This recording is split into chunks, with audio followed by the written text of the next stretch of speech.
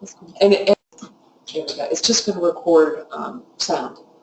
Okay. They can see our slides. They'll be able to see the internet presentation, but they're not going to see us per se. Okay, so we won't see them either. Right. Okay. I mean, we can if we want to, but I don't think our camera's live. That's the camera there. I know that the mics are live. Okay. I'll make sure I try to stay where you can hear me. You know, so there are mics all around the room. Okay. So, hey there. How are you? Hi. I need info On the syllabus of the letter. We'll chat after. Okay. Okay, cool. Yeah, so with mics all around the room, no secrets in here. No, Yeah. right? So that works pretty well. But that's actually good because, as you know, it's really boring if I'm just standing up here talking and you guys are just sitting there. So I would rather have a discussion. So now, we when they do have their mics on, we get feedback. Okay. So they'll chat for whatever reason. I don't know why. It's really bad feedback. It's bad. Really? Yeah, not sure why. And it happened over in Shelby as well when we tried to do it there too. Anyway, but they can chat. They can type in chats or questions. Just so you know. Oh, what am I doing? Okay, so which file are we looking at? It's the very first one. The This one? one safety training PPT. Yeah, there. Can I put it to the left? Or Yeah. okay, and then I'll take it off after. That way. That'd be good. Then I can go ahead and take that out and I won't forget it. Exactly. Having done that before.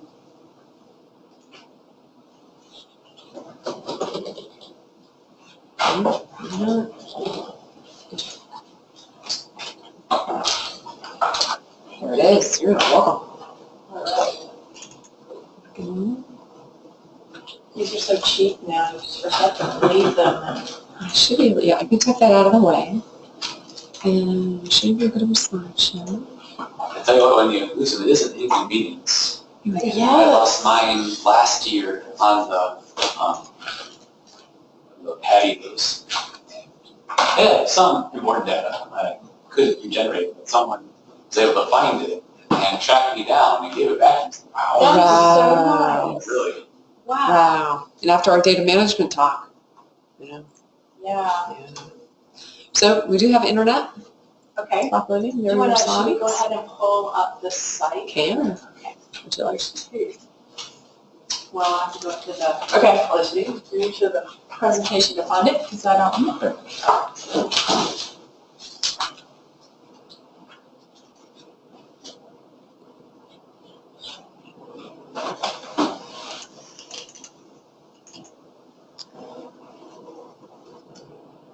Whoops. Sorry. Okay.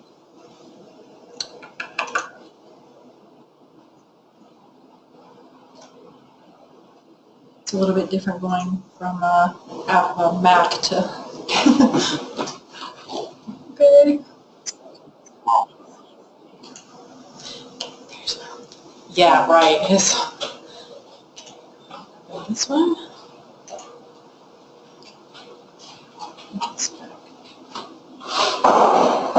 Okay, come on in. So we're going to have the glass outside, right?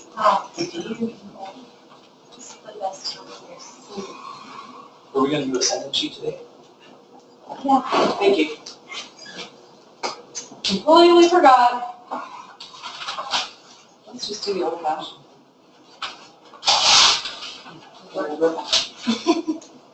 So thank you for that.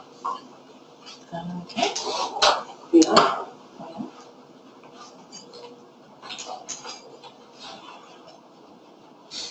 This little article here from Allison Young is a result of she sent an email out to all of the contact people for the IBCs across campus, across the United States, asking for information and under appropriate mechanisms. We're all like, what is she looking for? It was a fishing expedition for USA Today or, yeah. Oops, that's not what I want. Yes. But, you know.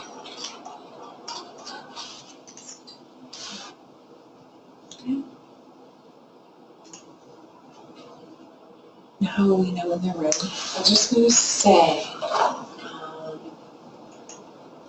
so I'm sharing the screen. We'll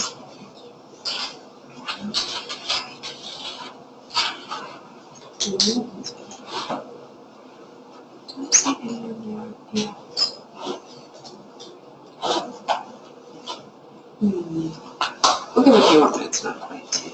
I'll send an email.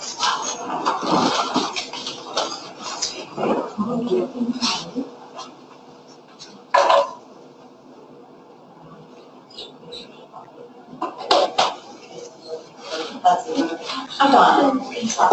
Circle, nice to meet you. So tell me a little bit about you. She must have just slides. Oh, wow, okay. What type of research? Neurobiology. So you're in writing theory? Okay. Okay, it's nice to meet you. I'm Donna. It's nice to meet you. So how many years have you been? Well, my lab is actually a new lab. We just moved in this summer. Wow. So very new. But like my PI moved here, so I've been working with them for like the last 2 years. So And who's your people? I'm into as well. Oh, yeah. Talked to his yesterday. I talked to him on the phone yesterday. Okay. You're working with a lot of different agents. Yeah. I think he's declining all the animal protocols and stuff. Mm-hmm. We're waiting for him to get done with that so that we can finally get those. We're looking forward to those too. You might say this in your talk, but through your years, which, not say which lab, but how many different toxic or hazardous agents has been in a single lab? Oh, wow. In a single lab. That you know of. Yeah, exactly. You don't have to give the actual lab, but the number. Well, I will tell you that we happened upon a lab, and the PI, I won't tell you who he is because he may have just retired, but he had obtained a lot of surplus chemicals. It was a chemistry lab. A lot of surplus chemicals from investigators here, and I don't know where else, and I don't know how. But we walked in the lab, and the lab was about this size, and the floor was completely full, stacked up, and he knew better. I mean, it was, oh my gosh, these are incompatible. What are you doing? He goes, well, I didn't know what to do with them, so I just stacked them up out, and when I get on time, I'll go to them. Was this the recent inventory process? No. This is good. This is what you'll see a picture. He actually had a lab accident in another one of his labs. Fire, and he's extremely lucky because had it been in that lab, we would have all been in a little bit of trouble. Yeah. Let's see. As far as biologicals go, well, you guys are going to have a bunch of different things.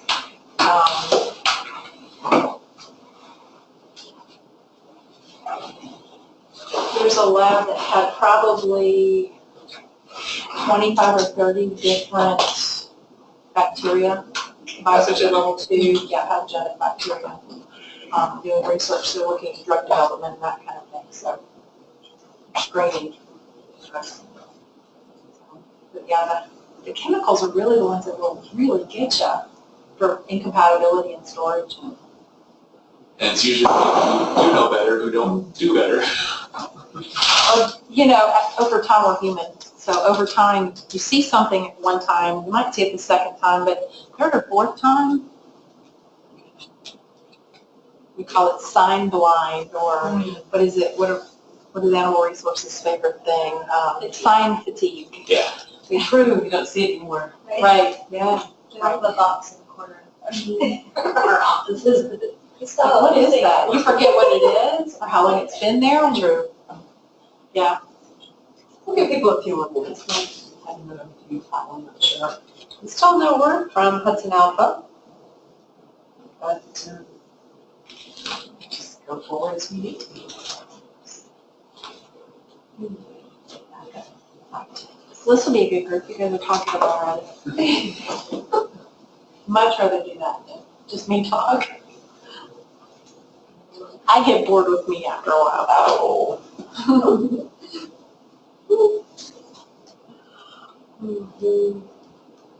Well, while we're waiting for them, Sure. does anybody have any lab accident stories that they have? Oh, I do. I've got one. I've got one. Oh, I've got several. You want to share yours? This is when I was a postdoc. I had this wonderfully diverse lab, which made for great dinners and so forth. But there was some definite language considerations or challenges. The long story short, somehow there was a P32 contamination. Back in the good old days when we actually used P32 for labeling nucleotides and all this kind of stuff. It was on, I got it around, it was on the phone, it was on the floor, it was on the doorknobs. You could just track it. And somebody just picked it up because the Geiger counter was on it. And we started going around and going, oh crap. And then the other one, we used to pull cesium chloride gradients with big bromide. And someone went through the tube with a needle to pull the DNA, went through the tube and into her finger. Oh, that was fun. That's just one too. So my actually undergraduate story, I was in an organic chemistry lab. That was on the 3rd floor, and the TA that was in there had a little crush on one of the girls that's in the class, and he decided, you know, to do a controlled explosion kind of thing. Did it in the fume hood, thank goodness, but the first time it didn't work, and so she kind of giggled and he was a little embarrassed, so he upped the ante and we brought people from the basement. The explosion was so huge, and the beaker, one of the beakers shattered and a shard went through his hand. And he threatened us within an inch of our lives if we said anything. He said, I will fail you. You will be expelled from this university if you say anything. You know, we're like, oh my God. Yeah. So we were all hurt a little bit. He was hurt pretty bad. Let me give a shout out to Hudson Alpha. I haven't heard anything back from the other one, my husband worked at the National Cancer Institute. Same thing, P32. Yep. And he had one person in there. Hello? Hopefully you can hear us. We had one person in his lab who, she was very messy. You could look at her lab bench and it was just very, very messy. So they didn't have a whole lot of confidence in her, and like she said, the Geiger counter was on one day, and her area was hot. And they tracked it, and the phone was hot, and this was hot, and that was hot. Everybody had touched whatever she touched. She wore gloves.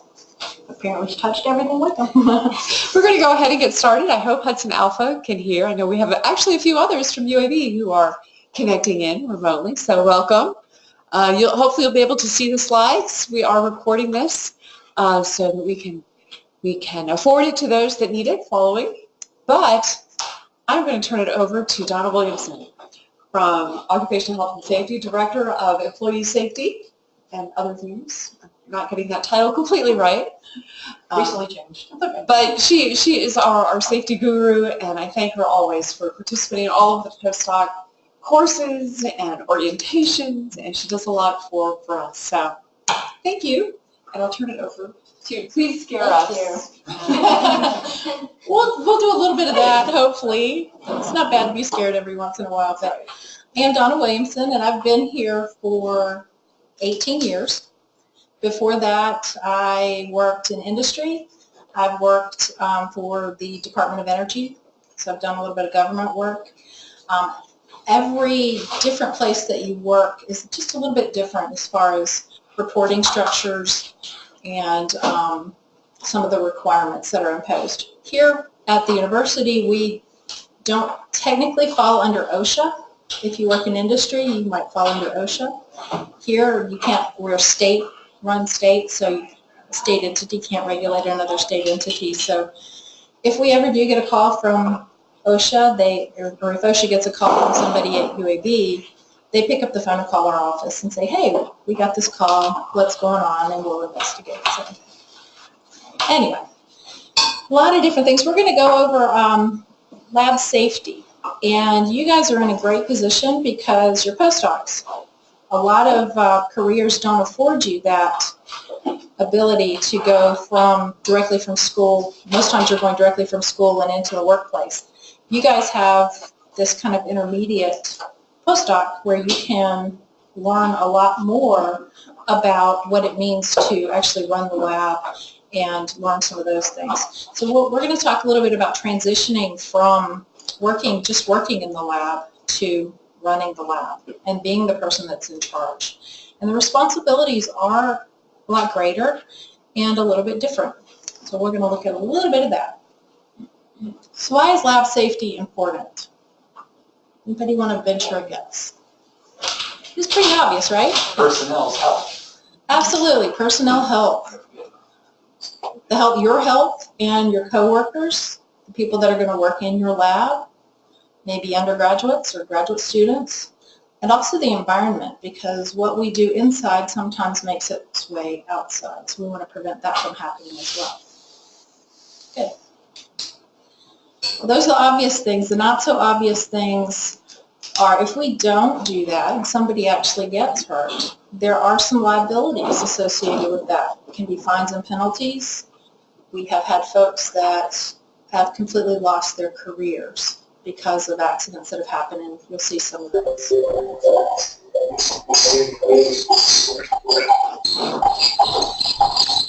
Yeah. Oh, if you could turn off your microphone, that would be great. We're getting the feedback again. Thank you. And heaven forbid, we don't want you to go to jail either. So, in the news, big pharma. It doesn't happen just at college campuses, accidents. This does happen. This was an instance where 45 liters of live poliovirus was accidentally, quote unquote, released into the local waters in Belgium by GlaxoSmithKline. So it happens everywhere. CDC last year released a couple of things. They had some Bacillus anthracis that was shipped from a BSL-3 lab to a BSL-2 lab. They were supposed to be inactivated, and once they got to the biosafety level 2 lab, they realized, oh, these have not been inactivated, so that's a level 3 agent. Also, they had a poultry lab where they were shipping some HPAI, or they were supposed to be shipping HPAI. The lab had requested some level 2 agents, flu agents, and the person that was preparing the samples after they found out later rushed some things, didn't follow the proper SOPs, and they actually sent HPAI out instead. So a little bit of carelessness. All right, I'm going to show you a quick video following some of the accidents that happened in research labs several years ago. The Chemical Safety Board put together pretty nice video. Has anybody ever seen this? Oh, good. How do I get from where I am to? But they recognize the hazards that are present in university laboratories and the need to do something about that. Yes, thank you. Let's see.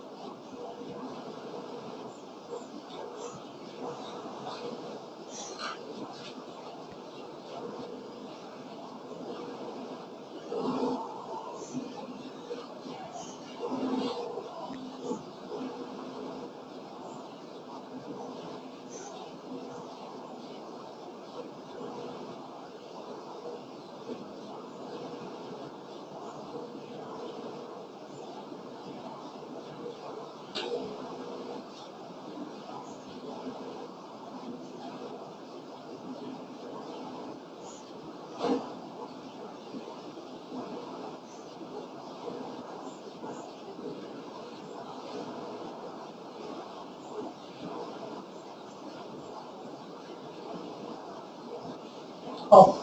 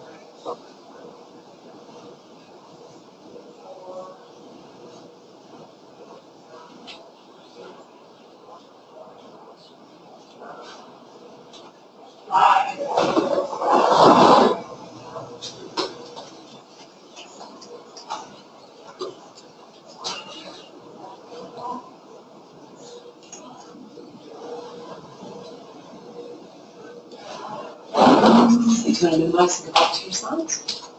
Do I have to minimize it? You could probably just go back to that. Yeah. Okay. Here we go. What did you guys think about that? Yes? I was going to say, I actually did my PhD at Texas Tech University, and I started in 2011, right after that happened. And it was a very serious thing, and they completely reevaluated their safety procedures and the amount of training we had. It was intense how much they required of us. Everybody was watching that institution like a hawk, and we got the brunt of it. We had to do a lot. I learned a lot. I'll say that. I've gone into other laboratories, and I can say that chemical can't be stored with that. Don't, wear your PPE. Don't use that PPE for that. I can do that now, but it was a mess. And I would say too, what they told me, talking to the safety officer, the students made a big batch because they wanted to hurry. Making it consistent, that might be what they told the reporting agency to make themselves look good. They did it because they were in a hurry. And they just they didn't want to have to keep making the batch again to do their experiment. And from that, they said, we were told because of that incident, any deviation from your standard operating procedure, you have to get permission from your PI. So, I mean, there's everything, and it got worse because as far as surprise visits and stuff, because a few months later, they had like a fire, I think, in the engineering department because of some safety thing. So everybody was on edge, and they still are over there. I think right now their safety is probably the most stringent I've seen of any university I've been to. Because I said, but and the other thing I'll say is what they did not show you in the aftermath of the explosion was all the blood that was everywhere. So it's a very serious accident. Thank you for sharing that. As Texas Tech now has one of the model programs in the country for safety. And it's a shame that we have to get something like that has to happen for us to sit up and take notice, but it does happen. So we can look at these, and for most of us, that happened someplace else. You had a firsthand account of that. And actually, Dr. Schwiebert here. Karen Betterhahn was faculty member of mine. I trained at Dartmouth as a grad student. She was in the chem department, I was in biochem. But we knew who she was, and she was, class with her. She started our AWIS group. She left behind a husband and 2 small kids. It's real. Yeah, that's a real shame. Makes it personal. Yeah. Before the class started, we were talking about our own personal safety, lab safety accidents, lab safety incidents that have happened, and I'm betting that a few of you have some of those and maybe not quite willing to share. UC Berkeley does a really good job of sharing their accidents. If you go to their website, you can actually look. They'll do an accident investigation or an incident investigation afterward, and they describe the situation, what happened, what the people did right, and what can be improved on so that it doesn't happen again. And that is a real cultural shift, because right now, if something happened in your lab, how many of us would own up to it and say, hey, this happened? We all have that fear that something bad's going to happen because something bad happened, and that's just so wrong. We should be learning from our mistakes instead of hiding the fact that they happened. We're human and mistakes happen, but the one thing that all of these accidents have in common, they were all preventable. So just ask you to keep that in mind going forward. As I said, no one plans to get hurt, but it does happen because we are human. And that plan your work, work your plan, that is one of our favorite sayings. If you will spend just a little bit of extra time at the very beginning with your plan, then when you actually go in to do the work, you are a little more focused and a little more results driven as well, because you have it in your mind what it is that you're planning to do. The higher the containment level or the higher the potential hazards are, the more important that becomes, because the risk of the consequence is going to be a lot greater. So Let's talk a little bit about risk assessment. That's a somewhat scary term to people at times because they don't know what that means. But we do risk assessments every day. Here at UAB, if you cross the street, you're taking your life into your own hands, and you do a risk assessment before you do so. So risk assessment in the laboratory is just looking at what you're going to be working with, what the potential hazards are, and how you can prevent something from happening so that you have an exposure. So it's really quite simple. We have agent-specific safety plans. It's really just a template, a form that we have available for folks to use. Dr. Schwartz has lots of them.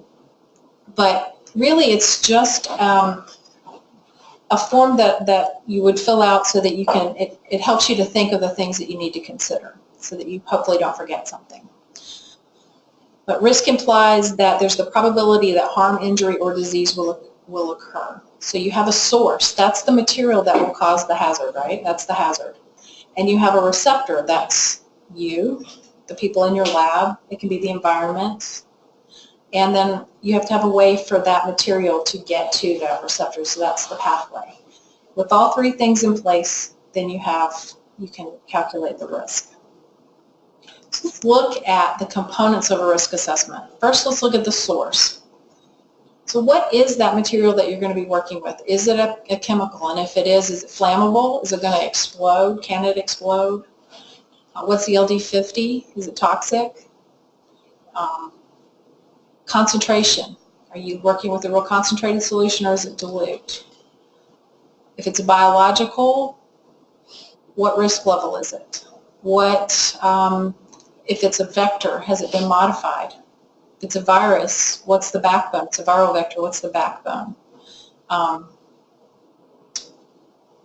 What type of treatment is available if you do become ill, if you have a lab-acquired infection? Are there immunizations that need to be offered before you can work with that? Is it radioactive? So all these types of things. The last thing, an anecdote. We do have folks here on campus that work with venomous snakes. I think they're nuts, but they do anyway. We want to make sure that the hospital, the ER, has some of that anti-venom there, just in case, right? Funny story, real quick. Like my first month on campus, we were doing animal room inspections because I'm a member of the ICOOK as well. And the director of the ICOOK and I are really good friends, so I can tell you this. But he and I were walking through Campbell Hall. And Campbell Hall has a lot of different species, and one of the species, that's where the venomous snakes are, right? So we're walking through, and we get to the snake room, and he says, okay, when we're looking at the snake room, we got to do things a little bit differently. We want to make sure we're looking through the little window, make sure there's not a snake out on the floor, that it didn't escape. Okay. So he's looking real carefully, and he said, and now we open the door very slowly, because if the snake's right by the door, we want to make sure we can shut the door. So he cracks the door open, and it gets about a foot open, and the fire alarm goes off. He screamed like a little girl and took off running. Oh, I laughed so hard. But yeah, too. So anyway, that's just a funny aside. Really question about that antidote being on hand. Is that just because they thought it was a good idea, or is that someone's responsibility because they have the snakes there? When we learned of the project through the ICOOK, that was one of the recommendations from safety, that we have the anti-venom in the ER. And yes? Oh, you finish it. What are you going to say? There's some chemicals, MPTP is another one. We want to make sure that we have that on hand because there's a time limit that if you don't get some of this stuff immediately, it's not going to be effective. Yes? So, whenever you do your lab safety training, the answer of where to get information is always the MSDS. But then in the video, they were saying that, she followed everything right. Have they changed that? Are they better? Can we really trust them? As far as the safety of the chemicals now, have they improved the data sheets? Yes. Can we trust them? Well, I would say yes. They're a little bit more restrictive than usually than we have for laboratory use. But You want to look at the date on some of those. If you're using one that's been, if you have a book of MSDSs or safety data sheets in your lab, that book's been there since the PI that was there before your PI. You know, you're going to want to make sure that is up to date and current. But we do find some chemicals around campus. We have a chemical inventory program that's going on right now that has been eye-opening because UAB's been here how many years? Almost 60. Almost 60 years. Believe it or not, we found chemicals older than that. So evidently people brought them with them. Yeah. Yes. So some of the chemicals that we found are reactive and require special handling. The first time we found them, the person that was doing the inventory was like, whoa, we have to bring in a special squad, a bomb squad, and group that comes in after work hours to remove that. So you want to really think about that when you have your own labs, if you're planning to do that. You don't want to be a hoarder. A lot of your PIs just think that, okay, I might need this someday, so I'm going to keep it. And we have PIs that move into new labs and there's stuff there, so they think, well, I might need that someday, and that's how we have this. So who has oversight of common spaces like the cold room, That's a great question. for example? So a little story, so when I was at Dartmouth doing my grad work, it was an immunology lab. Anyone ever heard of tetrodotoxin? Yeah, it's great antigen. Well, there was this, like, I swear to goodness, 30 or 40-year-old box of tetrodotoxin in the cold room that my boss then had inherited from someone. He said, oh, just go get that. And we're like, oh, God, it's all crusty and serpent in the rainbow, zombie like. Yeah, we always find that those belong to Dr. Not Me. Yeah. But it was in the cold room, shared, Uh-huh. but I never knew who had oversight for that, or for that matter, here. So we'll try to find out when that happens. Some of these chemicals were in areas that Do you spot check?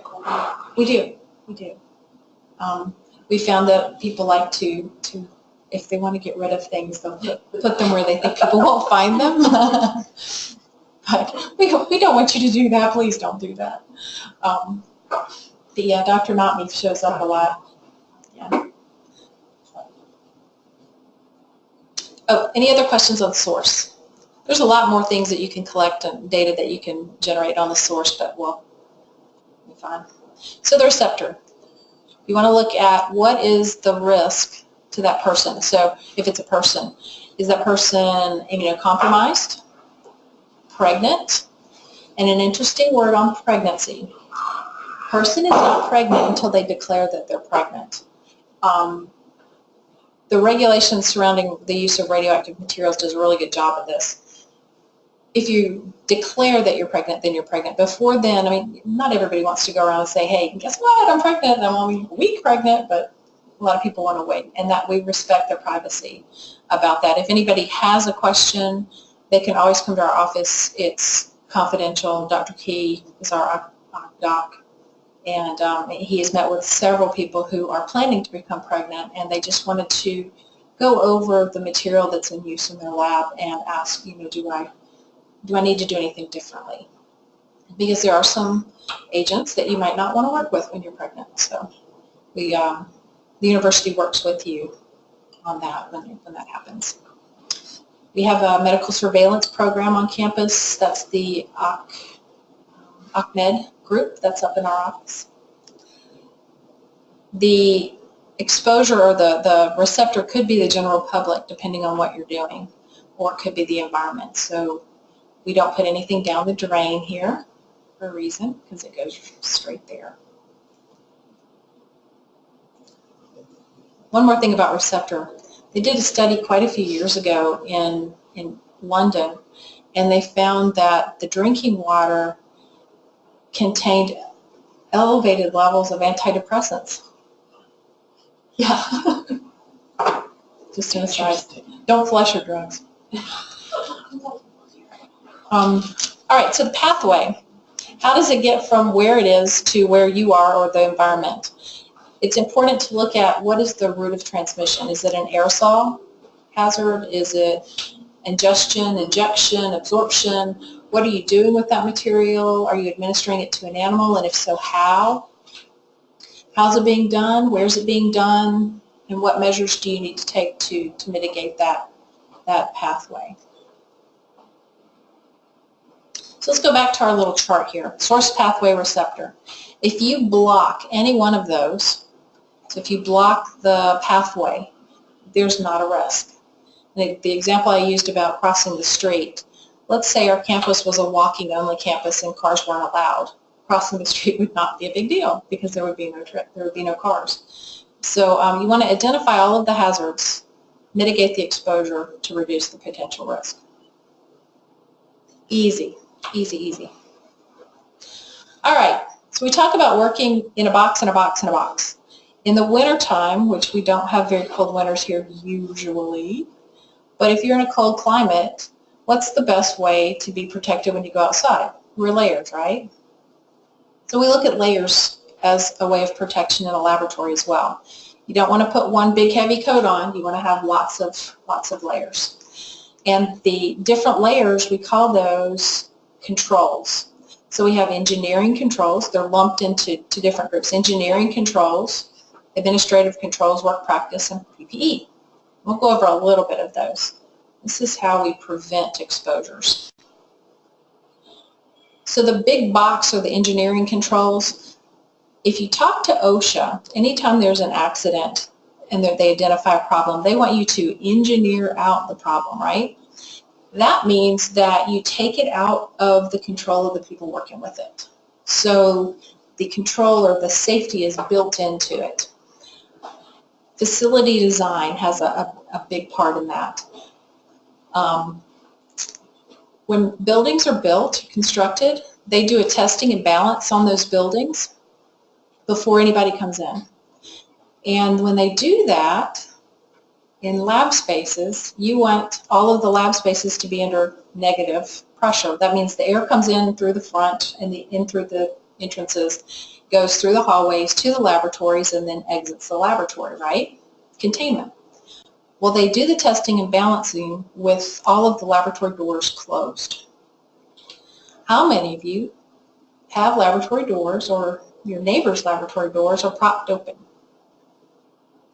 What does that do to the balance of the building? It messes it up, right?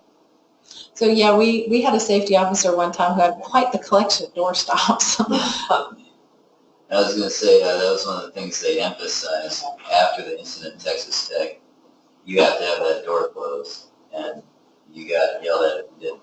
And some faculty had a real big problem with it. Like, for some reason they felt like they had to, but they thought it was more about restricting access to, but it plays into the engineering rules to design for you to have that door closed. That's right. We'll get complaints that certain people are warm in a building, areas of the building are really warm, other areas are really cold, and that all goes back to some people have got their doors propped open and it's messing up the balance of the building.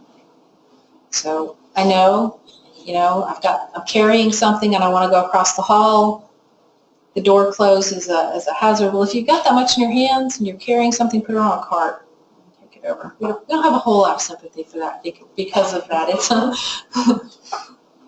that airflow is a big thing. HEPA filtration, that's another engineering control.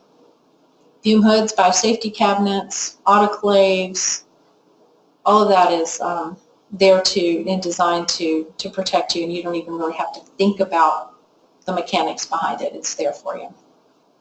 You wouldn't think of working on a lab bench that was made out of wood, right? No, can't clean it very well. Okay, administrative controls. We have those here.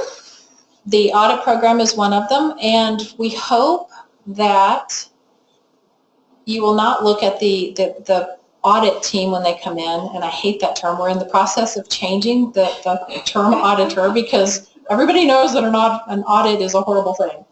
So we don't like that term at all. We're looking to change it to either a lab visit or a safety visit or something like that because it does sound very negative. But if you look at that as, oh crap, they're here to tell me what I'm doing wrong, I'm going to get cited, That doesn't sound very positive, does it? But if you look at it as, okay, they're here to help me because they're going to help me see the things that I've become blind to. They're going to help identify the things that I can make, small adjustments that I can make to prevent fines and penalties. When you look at it that way, it's a partnership, and it really should be. We should have that partnership together because we're here, we've got your back. That's why we're here. We don't want to see you get in trouble. We don't want to see people get hurt. We don't want to see you incur fines and penalties. We sure don't want to see you go to jail. So it should be that partnership. So when you look to having your own labs, I'm hoping that you will look at it that way and encourage your folks to look at it that way as well. Training, you notice from this, and you heard from your experience, that's a really important component, a really important control of any safety program. I will tell you that when Sherry Sanji was in the hospital days before she died, she admitted that she had absolutely no training on the procedure that she was doing. And you have to wonder, because she's 20-something, early 20s, you have to wonder, did she feel that she couldn't ask? Did she feel like, okay, I've got my PhD, I'm supposed to know this? Did her PI think, she's got her PhD, she's supposed to know that, for crying out loud? You know, there's a disconnect there. No one should feel like they can't ask. And I'll give you a really good out. When you're working in a lab, if you have, some folks have some not so nice PIs that they're working with, others have great PIs they're working with. If you're unsure and you've never done the procedure before, or you just feel like you need a little extra help or whatever, you can say, you know, I know how to do that, but I want to make sure I'm doing it the way you want me to do it. Can we go over the SOP? I want to make sure I get it right for you. Then it kind of takes it off of you and puts it onto your PI. So when you have folks working with you, I encourage you to say, I know you know how to do this, but let's run through this just to make sure we're all on the same page. That way no one feels uncomfortable. You're going to be developing, yes? I was going to say, like, just on an administrative level, I talked to the chemical safety guy who was in charge of it at Texas Tech, and he, talking to other people, I overheard him, he related that he himself spent 9 months alone addressing the aftermath of that case. So consider that not just the personnel risk, but your lab and being shut down, a lot of your time will be devoted to dealing with people coming in and out, whether that's OSHA or it's some oversight. The better part of a year, your work will be dedicated to having developed those types of issues. So it's quite substantial. It's substantial. So policies, SOPs, interesting thing. This is the development of policies and the development of SOPs. We have a high containment class that we teach, and one of the activities that we do, we give everybody, well, there's a bunch of paper laying in the back of the room, and we say, okay, here's the SOP that I want you to follow. I'm the PI, and you're going to follow my SOP. Obtain a piece of paper, fold it in half again, and tear off a corner. Easy peasy, right? What do you think the odds are that yours is going to look just like what I'm expecting it to? I didn't tell you what size piece of paper, what color piece of paper. I didn't tell you how to fold it. I didn't tell you which corner to tear off. My little diamond might be in the middle. Your corners might be off. So it's very important when you write SOPs. So we take that after you do that exercise. Then we ask you to write the SOP for that. And then groups switch to make sure that they can. That gives you internal review and external review. So you look at it, think it makes sense to you, you get somebody else to do it and see if it makes sense to them, so that you can ensure consistency and that people can follow it, right? So when you write those SOPs, just keep that in mind. Language, English might not be the primary language for everybody in your labs. So that needs to be a consideration as well, make it clear. Yes? So we're starting up our own lab is there a place that we can go to like see blanket SOPs for just general, or just kind of general like waste management or how to store your, is that the sort of thing that we need to be thinking about and that we need to have in our lab? So that's where what you're doing right now, I would strongly encourage you to be building your library, thinking of the things that you're going to need and take them. The things that work, take the things that work, the things that don't work, modify them for your use wherever you go. Why reinvent the wheel? So each lab, I guess, I don't know if an SOP exists in our lab or how to manage your chemical waste. So is each lab required to have that? Well, that's part of the chemical safety, their chemical hygiene plan. It's not necessarily, there'll be some policies, maybe not an SOP. An SOP is for how to do something the same way every time. Yeah, okay. And it's a little bit different depending on the level lab you're working in. The high containment labs require SOPs for entering the building. Every step of the process has an SOP so that it's done the same way every time. But it may not be, you're not going to have an SOP for a regular BSL-2 lab or BSL-1 lab like that. Okay. Or chemical lab. But some certain procedures, certainly. Okay. If there are procedures that would, when you do your risk assessment, would be particularly potentially hazardous, then you want to make sure that you have an SOP for that. And you can use that to train people. Does that answer your question? Yeah, and then, so I guess that's separate than like the general hygiene, like chemical hygiene. Yes. Okay. So there's a few more administrative controls there. Security clearance. Everybody's got one of these, right? Do you wear them? So we walk around, if we see folks without their badge on, we're like, why are they here? Especially if you're in the animal facility. If you don't have one on the animal facility, you're not supposed to be in there. And there's certain areas on campus that if you don't have that, you're not supposed to be there because this is your access. And if you use somebody else's access, they're logged in, you're not. So we want to make sure that we have that. Security is a big issue here on campus. We are an open campus. It's a problem for most folks. I'm guessing the folks at Hudson Alpha don't have that problem. But we have a lot of visitors here at UAB, a lot of patients, a lot of people walking around just to kill time, and they can, you can go from building to building to building here and end up and not know where you are. And that does happen from time to time. We will find some folks who probably shouldn't be in our buildings at times.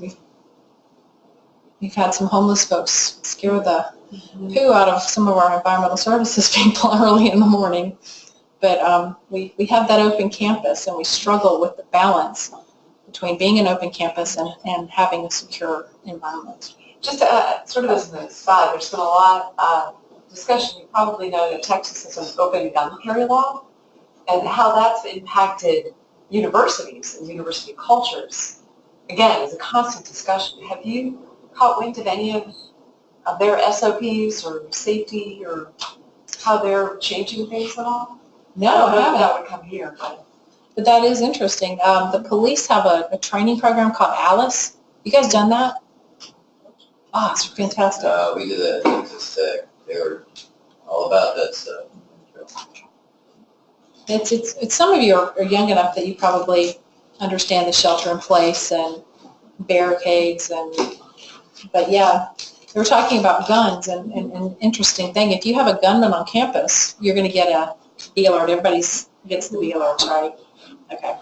So you'll get a B alert. Well, if the gunman's in your building and the police come in and you've got the gun and they're going to think you're the gunman. So it's an interesting scenario to think about. Yeah, there have been faculty that have left different campuses out and moved out of state.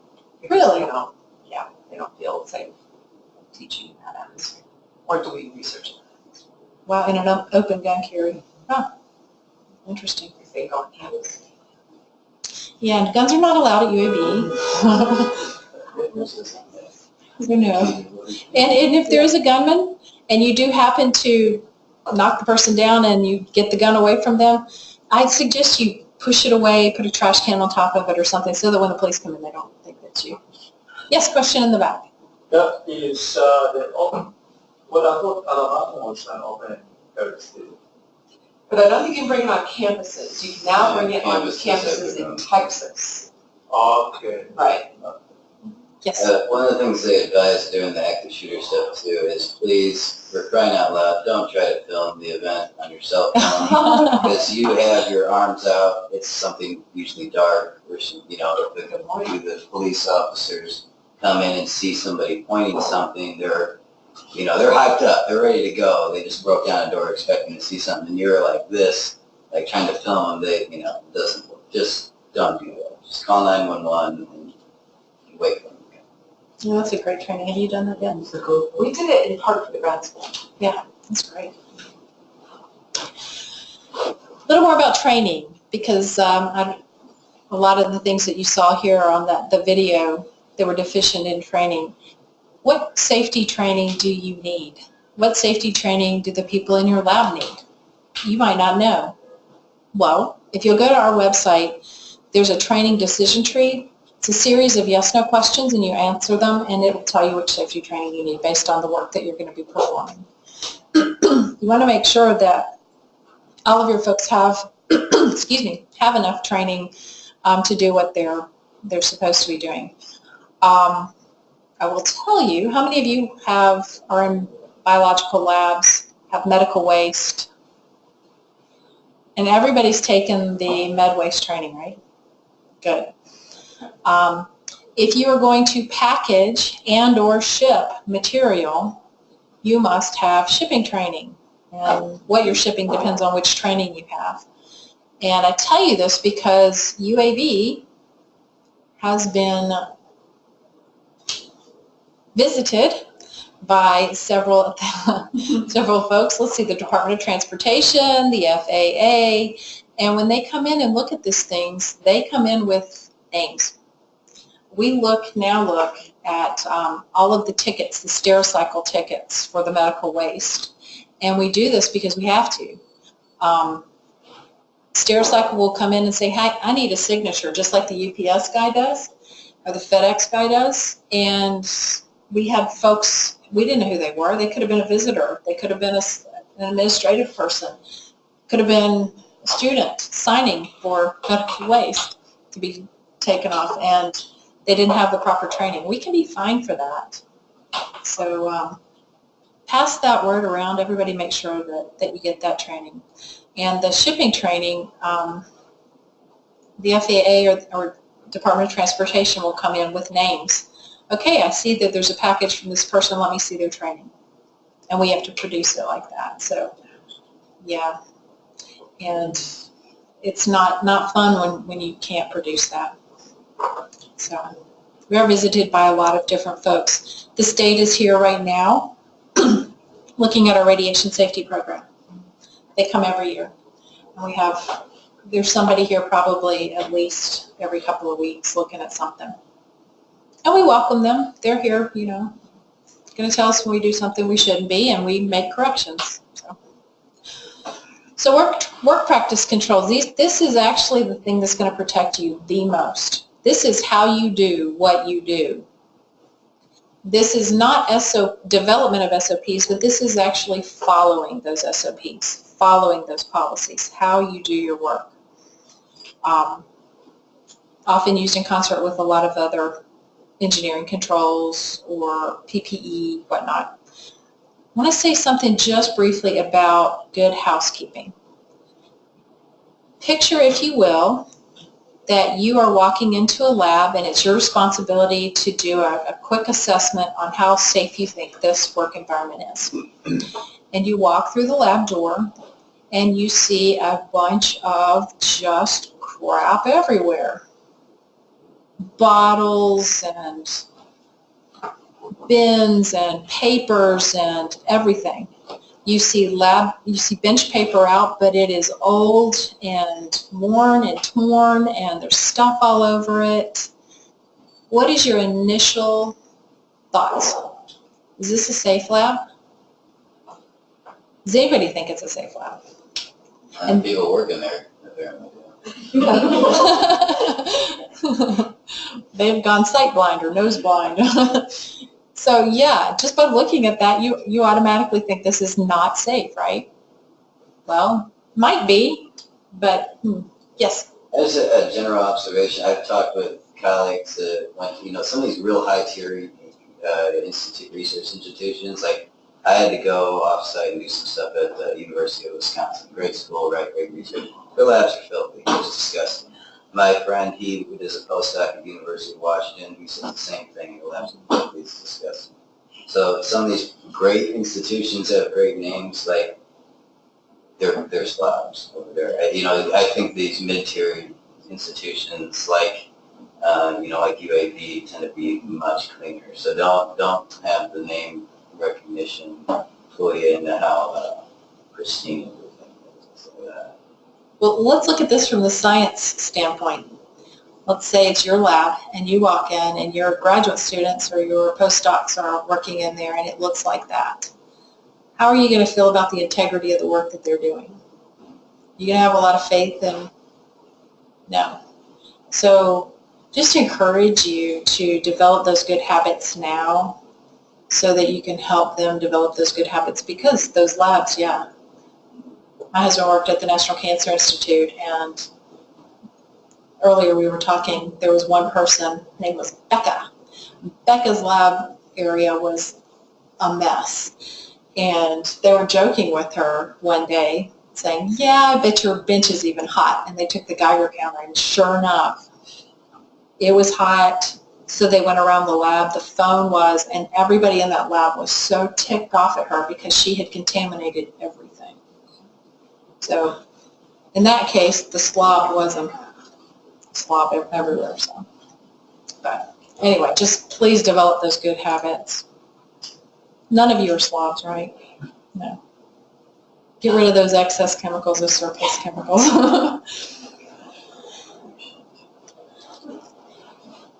So, plan your work, work your plan. Lots and lots of them. Obviously, we don't want you to eat, drink, smoke, apply cosmetics, or manipulate contact lenses in the lab. Yet, when we walk around campus, what do we find? People violate this all the time. You guys don't, right? No. We have found in labs here on campus, kegs, lots of alcohol in the cold rooms, pizzas. Found an entire cheesecake one time. It was somebody's birthday. Entire cheesecake sitting right next to a whole bunch of blood tubes. Awesome. Like, wow, yeah, that's great. And you guys are too young to remember mouth pipetting. Is there anyone left at the university that ever had to do that? The last guy I knew, he was like in 70. I did. You did? Yep, sure did. Did you do it again? Heck no. Heck no. Did you mouth pipette? There was a time. Yeah. Because my I'll just be blunt, my PI was too cheap to do the automatic pipetter and the disposable. So we washed them and reused them, and gross. Never leave an experiment. I will tell you a brief story. Happened here on campus in the engineering department. So they were doing this experiment and they needed molten or liquid aluminum, right? A lot of it. So it was going to take a long time. So they thought, well, okay, we'll set this up to run overnight, and when we come in the morning, we'll have the material. So they did, and they left. And well, lo and behold, Murphy came along to visit, and something happened. There was a little bit of a fire with the equipment, and the receptacle that held the liquid aluminum capsized. And then when the next morning when they came in, they had a nice level aluminum floor. Yeah, surprise. Surprise. They're lucky that the building was still there. And we'll see something a little bit later about turning off the equipment. Very, very, very important. Very important. Obviously, no recapping of needles. There's safety needles now, blah, blah, blah. Want you to wash your hands because that's just disgusting if you leave the lab without washing your hands. We want you to remove your gloves before you leave the lab. Another story, I know full stories, I'll keep an eye on the time for me. That's a great one. I know this one. So this is several years ago when we had marathon IACOOK meetings that lasted 3-4 hours. And you just can't go that long. So midway through, I needed a potty break. So I got up and I went to the bathroom, and this person ran past me into the bathroom before me. And she obviously worked in the lab, and she had on latex gloves. What color do latex gloves turn after they've been on your hands for a very long time? They were brown. And she walks in the bathroom wearing her latex gloves. And I'm just standing there looking at her. And she's looking around with her hands up going, like, what am I going to do? So she takes her gloves off, and they're in one hand, and she looks around, and she puts them in her teeth and goes into the bathroom stall. And I'm just standing there with my mouth open going, oh my gosh, are you kidding me? Goes to the bathroom, comes out, washes her hands, and puts the gloves back on.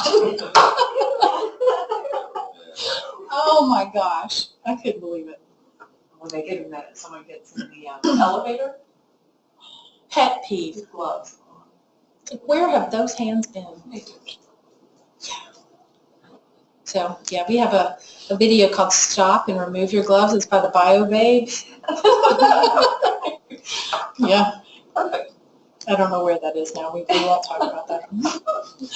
Okay, so PPE. If you ask a room full of people here, a lot of people think that PPE is the thing is the most protective. That's the thing that's going to give you the most protection, and that is just not true. PPE, think of it this way. PPE is there for if everything else fails. That's your last line of defense. We want you to wear it because if all else fails, at least you've got that. You want to select this very, very carefully. You're not going to look like this guy does most of the time. Does anybody do any biosafety level 3 work? No. Okay, so none of you are going to really look like this when you go to work. He's got on a power air purified respirator and a Tyvek and double gloved and booties, and yeah, you're not going to look like that. But the PPE that you select to wear is very important. Lab coats. We really don't want you taking those home and laundering them yourself. They're there to protect you from getting anything on you, right? So those need to be laundered by the outside service. Yes? Whose responsibility is it to provide lab coats? That's a good question. I would say it's the PI's responsibility to make sure that everybody working in their lab has the appropriate PPE. And it is their responsibility to make sure that they are laundered. And the department should offer that laundering service. They'll charge the PI, but they should offer that service. Likewise, we don't want you walking around, let's say you're doing an experiment, you've got your lab coat on, and it's time for lunch. You don't want to wear the lab coat to lunch either. You want to leave that hanging in your lab and not take that with you, right? Gloves, choose wisely. Obviously, we've learned from Karen Wetterhahn that we need to choose our gloves wisely. You don't want to wear latex gloves when you're working with certain solvents because latex will dissolve in that solvent. So you're thinking you're protected and you're really not. So it's very, very important to look and make sure that you're wearing the appropriate protection. And if the work that you're doing requires a respirator, a dust mask is not a respirator. So respirators require fit testing and screening through the employee health program as well. So you can't legally, by law, just wear a respirator at your workplace. Have a friend who had a paint booth, and he thought, well, I'm going to give them a little bit more protection. They don't need respirators, but I'm going to give it to them anyway. So he did, and they were very happy until OSHA came by and said, where's your respiratory protection program? Where's your medical surveillance records? And he's like, what do you mean? Well, if you have respirators in use, you have to have all of these things by law.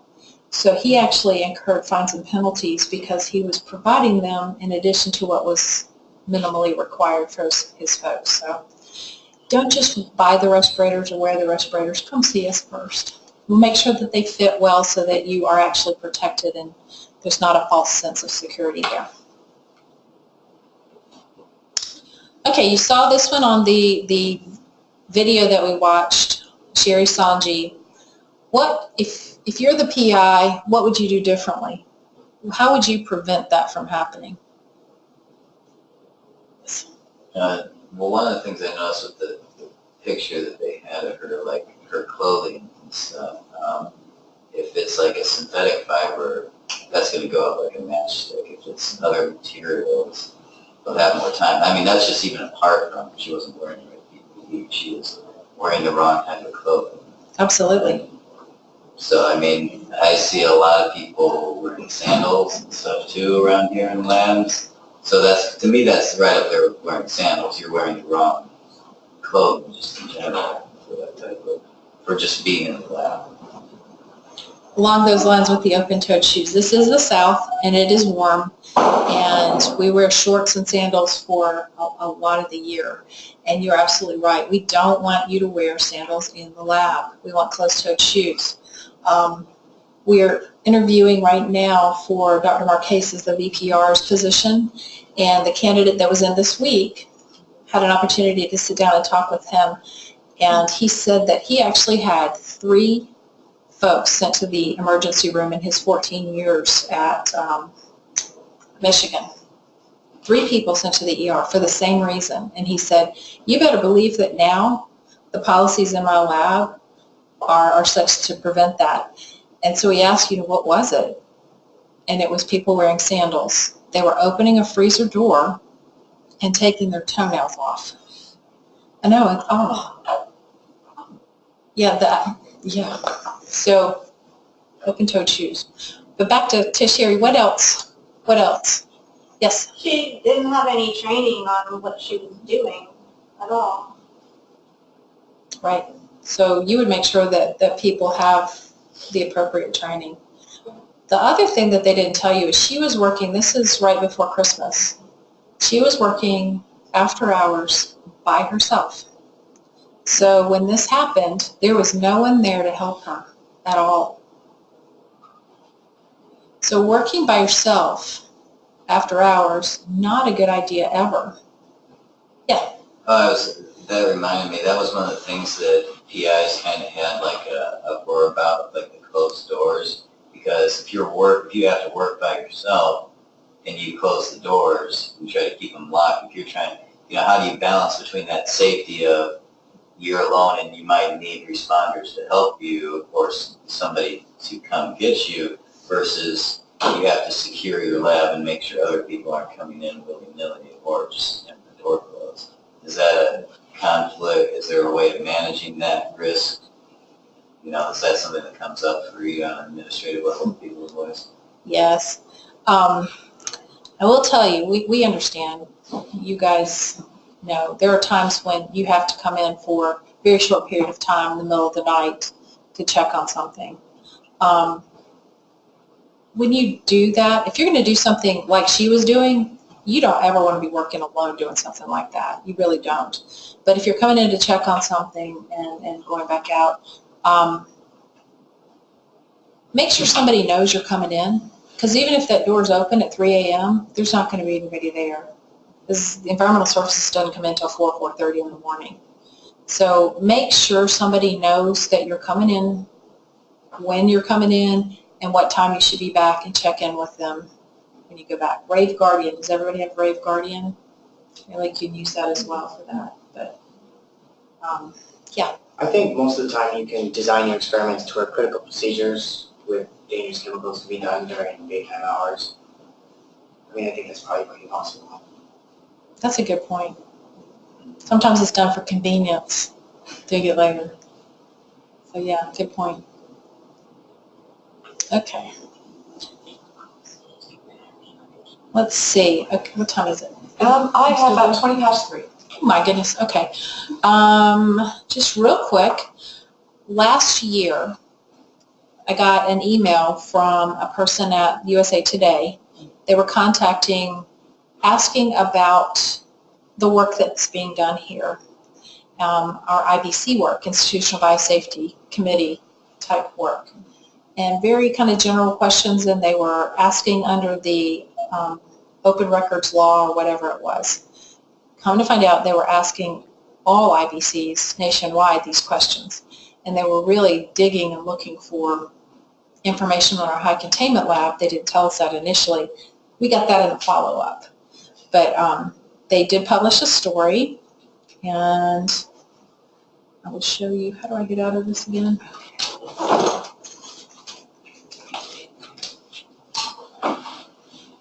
Very different from my map. Yeah. Yeah, okay.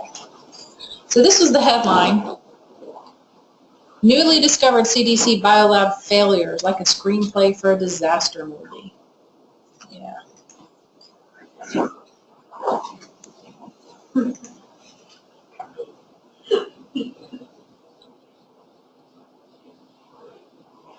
Okay, where's the skip this advertisement thing?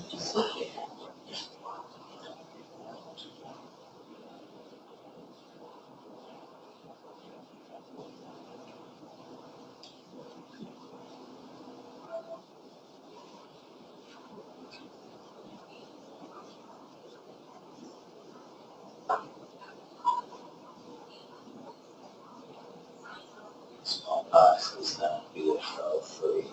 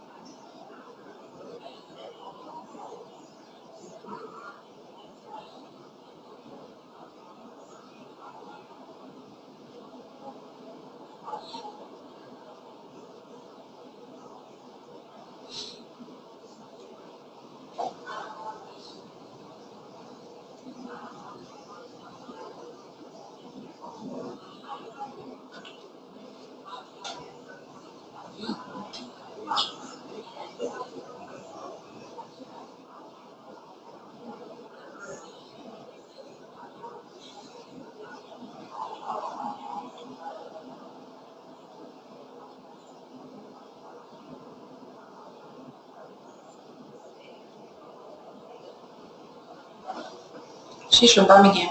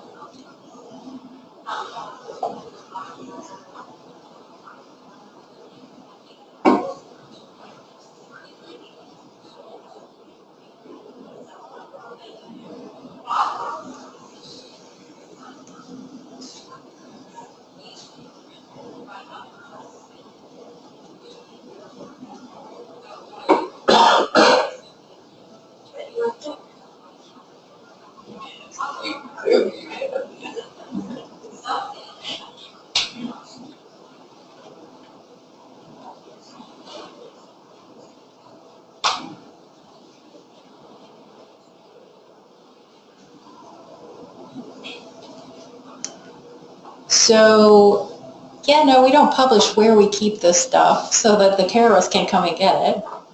So that's a little bit skewed. But those types of things, where is the PowerPoint? There you go. There we go. But that's the type of thing that people are out there looking for. And those are the types of stories published. So we want to make sure that it doesn't happen to you. Whoops. Yeah, next video.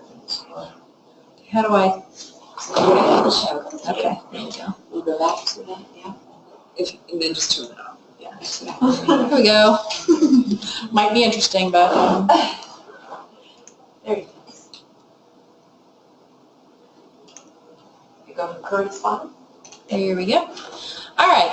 So, case study 3, fire UAV. This is the lab that I was talking about that had tons and tons of chemicals in it. We were talking earlier. Yeah, this was the lab next door that was also his. The thing in the bottom of the picture, that is a water bath. What do you notice about what's sitting up midway on the screen, kind of tipped over? Can you tell what that is? The dispensing pump. It's a squirt bottle. It was ethanol. So what we can figure happened, the water bath ran dry, that tipped over and was dripping ethanol into the hot water, empty water bath and caused a fire. Luckily, the damage wasn't too terribly bad. It did set the sprinkler system off, which caused flooding in the labs below. So something very minor. Didn't turn it off. Doesn't get used very often, so it ran dry and happened. This is another one that happened here at UAB. This has been several years ago. We got a phone call. It was just after 5 p.m. I won't tell you which building, but this is the bloody scene that you see is what we found when we walked in the front door of that building. And we just followed the trail of blood to where we found an individual sitting in the floor, head in hands. And what had happened, he was in his lab doing an experiment and with some flammable explosive type material. He had some non-incompatibles there and an explosion resulted, and he was not wearing safety glasses. That's a picture of the glasses that he was wearing. The one lens is completely gone and the other is shattered. But he was very injured. He's fine. He went on to bigger and better things, but he was bleeding profusely. If you look at if you're standing where he was conducting the experiment and you turn to your right, about 10 feet from where he was, you can see all of that flammable material in the other picture there. So had that material been involved, the building would have been, it would have blown. It would have been very disastrous. The most disconcerting thing about this accident, to me, I mean, he was injured and that was horrible. But there were 2 other graduate students, postdocs, I don't remember what they were, in the lab working with him at the time on the other side of the room. And when the explosion happened, they watched it, they watched him run out, and they continued to work because they were under a deadline and had to get finished. So I don't know that they may have been feeling very pressured by their PI to get things done, results, but they did nothing for whatever reason. I found that very disturbing. So, yes? I was wondering that because the other case studies I've heard with chemicals like this, they mean like your flammable chemicals. Do you have any specific recommendations, like how big is too big of a spill to manage yourself? So if you feel that it is too big to manage yourself, then call us. It doesn't matter if it's how I define it. If you can't handle it, call us. That I will tell you that is way over the limit of how much material you can have in one space. Yeah, I think so. It's like there's I mean, that's part of chemical hygiene plans, right? It's like how much of this Right. particular compound you have. And the reason why I asked about that is because I heard in like one of the case studies that they showed us is that this lab group had a lot of ether. And their flammable cabinet, one of the shelves collapsed and, big mess. And, they tried to clean it up themselves. And finally somebody said, everybody, this is too big to clean up ourselves, let's leave. Let's leave. And they locked the door, they didn't even make it halfway down the hallway, and the whole place went out in a match. So, Yep. It's too, that's what I was kind of wondering, what you consider too big, but I guess, like you said, if it's too big for you, then call somebody. Well, your policy is anything over 500 mils of a spill, it has to be reported. Well, and what compounds? Any water, DMSO, Any hazardous. any hazardous. That's enough. Water. Water, yeah. So yeah, we did have a, not that much, but concentrated acetic acid spill. Well, it's going to depend on what the material is. Some of it, it's going to run you out of the building anyway, but yeah. But if you think it's too big to handle, call us, even if it's not the limits. Okay. All right, let's play a little bit of what do you see. So these are actual lab pictures from around campus, and believe it or not, the people working in the labs don't see this. It's a case of maybe, oh yeah, I need to get around to that, but you just don't see it after time. So what are some of the things in this picture that you see that don't quite look right to you? Coffee mug. Coffee mug, yeah. Yeah, the eyewash station's obstructed. Do you think they're testing that eyewash? No. Okay, I'm gonna tell you why we ask you to test these, because we get this question all the time. Why do I have to test this thing? I'm never going to use it anyway. Well, hopefully you won't. But if you let that sit, what happens in the pipes is you get these tiny little iron filings that accumulate. Now, suppose you have a chemical splash to your eye, you're not wearing your safety goggles, and you need that eyewash that hasn't been tested in years, and you go to your now chemically damaged eye and you flush it with water that has iron filings in it. That's just going to compound it. I do have that problem because even if it's tested weekly, you can still, when you first turn on, see that calibration. Isn't that supposed to be an infrastructure type of adjustment so that you don't have these iron filings in the pipes? Well, if you flush it, then it's not going to. But I've seen some with even week and week. Really? You can still see, it's not a ton compared to a month or a year. Right. But, that is one of the big problems. It would have to be like a daily flush. So in your case, I would, if I needed that eyewash, I'm going to turn it on, let it run, then use it. But yeah, we have labs that this is a common finding in labs. People not using, yes? Some of the eyewashes are like single eyewash, like the labs we moved in, they don't have like two things. So I don't know how useful is it to have just wash it in times. Well, it's better than nothing, I will tell you that.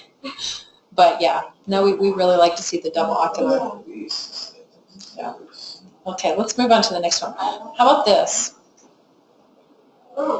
It's like they've had some spills over the years. When I walked into this lab, I'm like, oh my gosh, what are they working with? Because look at all the corrosion. And it wasn't just here, it was everywhere. What are they working with? Imagine what they're breathing in. If this is what it's doing to the metal, what's it doing to their lungs? So that was not a nice lab. How about here? Empty bottles on top shelf. Well, it's bowing. The shelf is bowing. There. So I'll tell you what happened here. The PI ordered some material and ordered 2 and got 2 cases of everything that they ordered 2 of. And for the price of 2, got 2 cases. So no, they're not going to return that. And they put it on the top shelf, which you don't want that on the top shelf because when you reach up, you could spill that. So. Way too much. All right, the picture on the left, there's so many things in that picture. You could name 3. The can of soda. The can of soda. Okay. Yes, a pet taxi. No pets in the lab. Yeah. What else? Is that soda on the floor? There's soda on the floor. We really don't like to see a whole lot of papers like that around because that's flammable. That's more minor to the pet and the soda. But what you can't see in this picture is right next to this is their radiation safety area where there's a coffee mug sitting right inside the tape for that. How about the picture on the right? It's not really a suitable container for a flammable. Is that a hot plate? It is. It's a hot plate Oh, with an ethanol bath on top of a hot plate. Classic. How about here?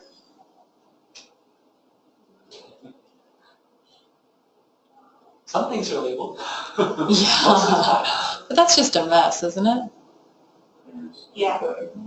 Yeah. Well, if you fill up the fume hood too much, it becomes counterproductive. Same thing with the biosafety cabinet. The biosafety cabinet, those grills in the front and the back, you never want to block those. You've got that thin air curtain that's really protecting you. So yeah, way too crowded, way more stuff in there that you need. It looks like a bunch of waste. Who knows? Who knows? So now what? I'm hoping that what we talked about today will just kind of spark your interest in starting up what you're going to have or thinking about what it is that you're going to provide for your lab going forward. What things are you going to think about? What are you going to need in order to provide a safe work environment to the people that are working in your lab? Not only to you, but to them as well. Because you'll be responsible if you're out there getting grants. You're going to be responsible for their livelihood, because if you don't get grants, you can't pay them, they can't feed their families. And if you're not providing a safe work environment for them, then they could become ill or injured. So just something to think about. And if you have any questions whatsoever, oh, I hate this moving thing, give us a call. You can call me anytime. If I don't know the answer, I've been here 18 years. If I don't know the answer, I can find the answer out for you or direct you to the right place to find that answer. So I love getting calls. Kathy will tell you I'm on the phone a lot, so don't hesitate to pick up the phone and call. Anybody in our office will help you. So, yeah. I would say too, just keep current with stuff, because a lot of times, like, new chemicals come on board, they're a lot less toxic than what was used 20 years ago. I mean, a lot of the professors I had, they said they used to clean glassware with benzene.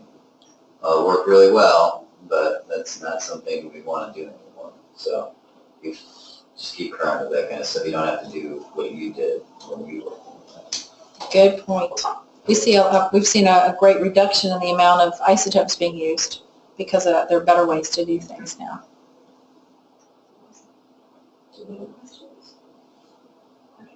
Thank you guys. So much. Best of luck. Awesome. So next week we'll hear from 2 new faculty. Their brains on the stage they made, things that they've done that have worked really well. And we'll be here again.